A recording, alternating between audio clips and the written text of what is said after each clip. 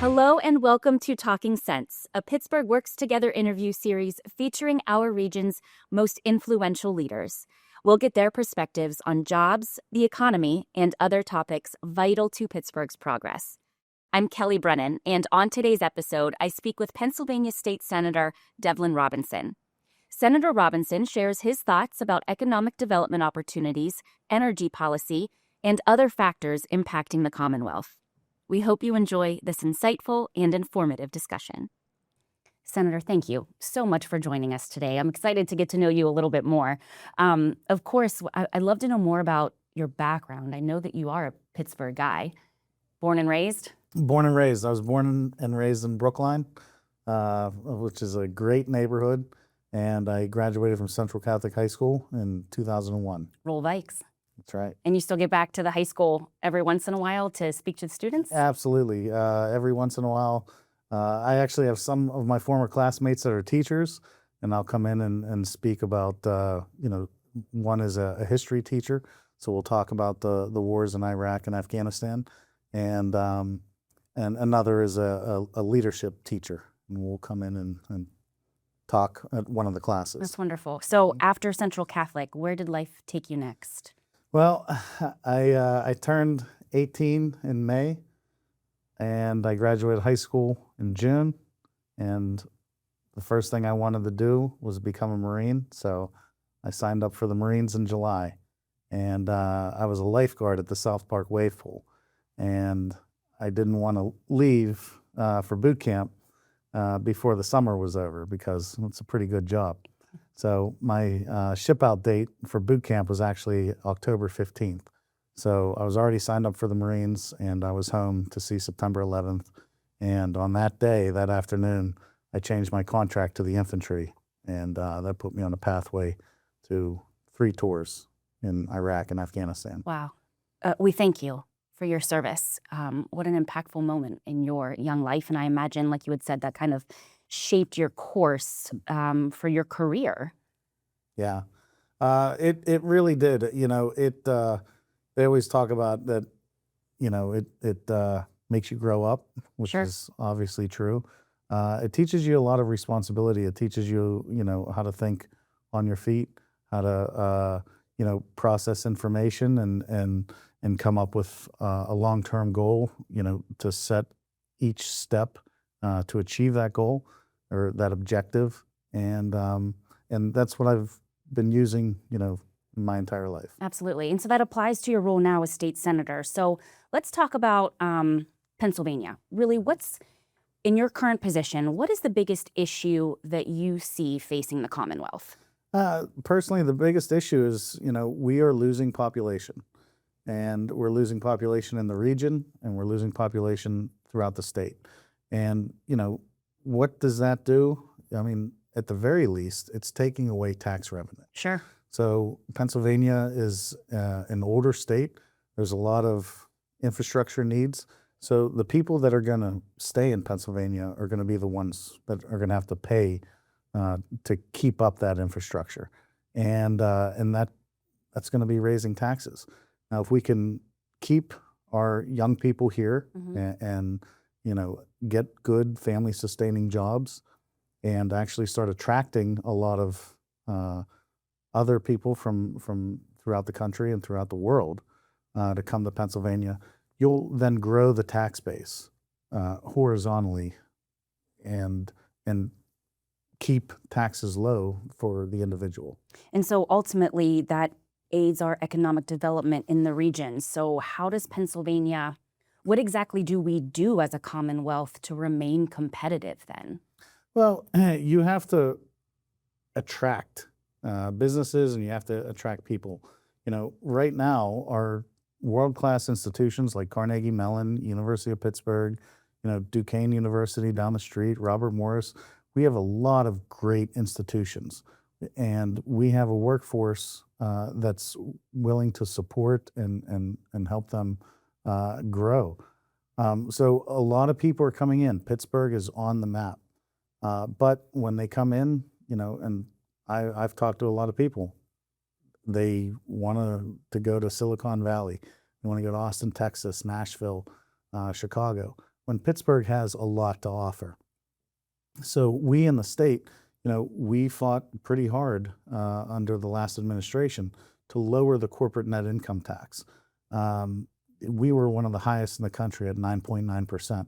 So we're lowering that tax. We are saying we're going to invest in the people and the corporations of Pennsylvania to keep you here and to attract new businesses.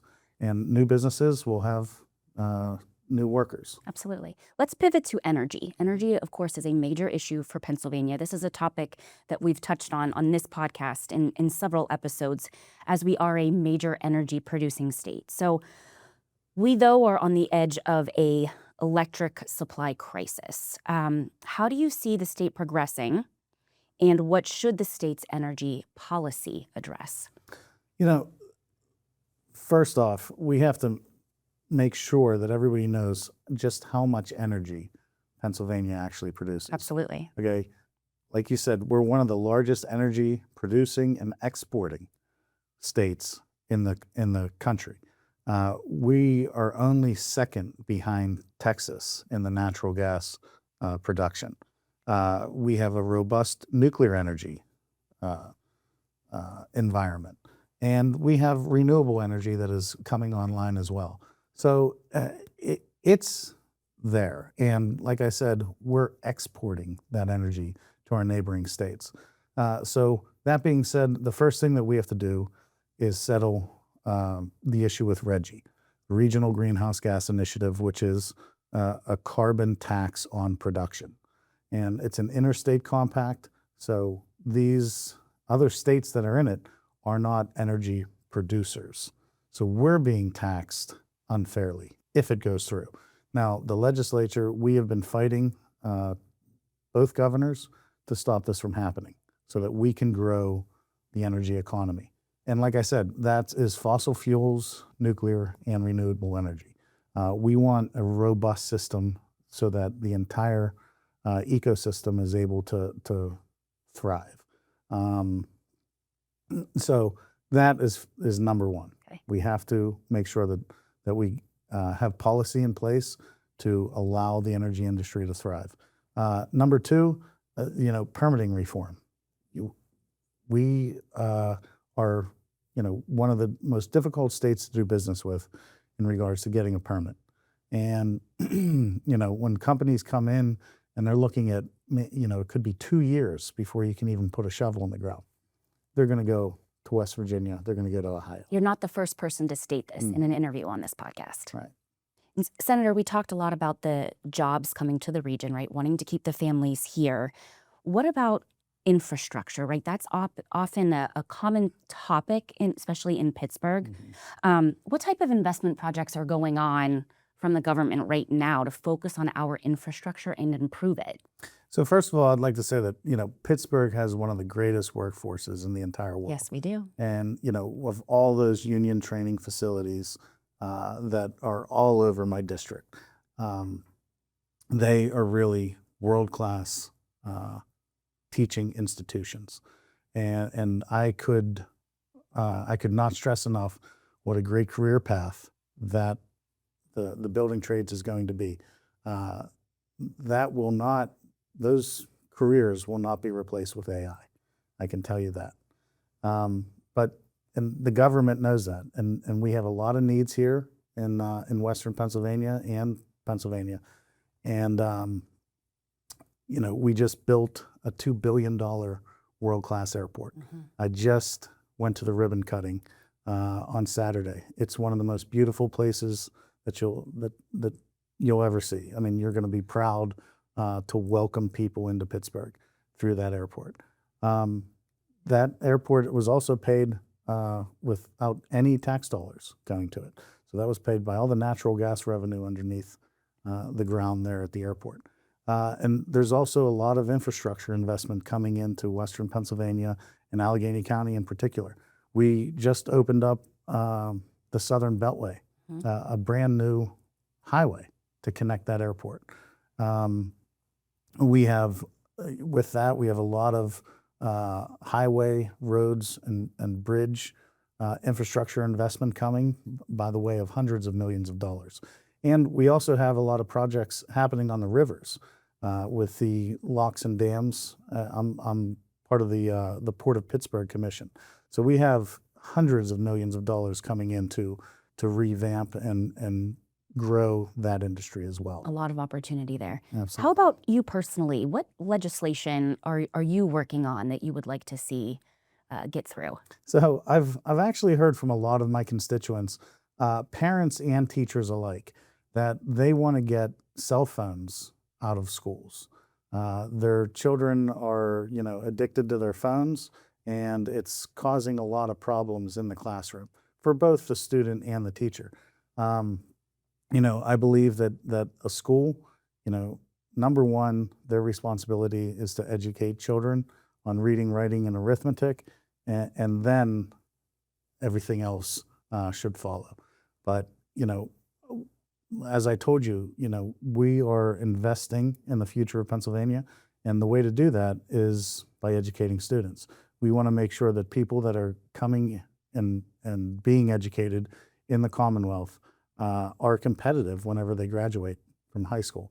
And that's how we want to make sure that they have the best opportunity to earn a living and have those family sustaining jobs that we were talking about right here in Western Pennsylvania. So you are proposing a cell phone ban in the schools. I am proposing a cell phone ban in the school, bell to bell. As soon as you walk in the front door, you put your cell phone away in one of those Faraday bags, or don't even bring it to school. Okay. Period. Okay. But the school districts themselves are going to be able to make their own policy there. Okay. Is there anything that I didn't ask that you feel like you would like to have the opportunity to say today?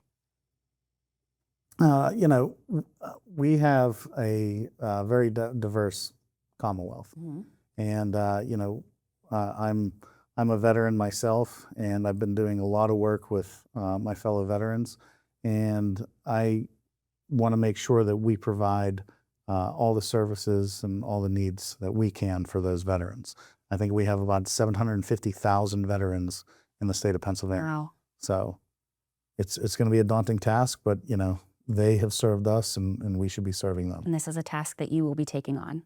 Senator, where can people go to get more information about the school cell phone ban or anything else that we talked about today? Sure, you can go to my website at www.senatorrobinson.com. It has all the links for social media and all the events that we put on. We just had a senior fair a couple days ago to bring all the retirees in to see what benefits they can utilize throughout the state. And we have our office. We have two offices, one in Bethel Park, one in Franklin Park. So we look forward to hearing from you. That's fabulous. Thank you for your time, Senator. Thank you. Appreciate you being here. And as always, listener, please stay tuned for our next episode.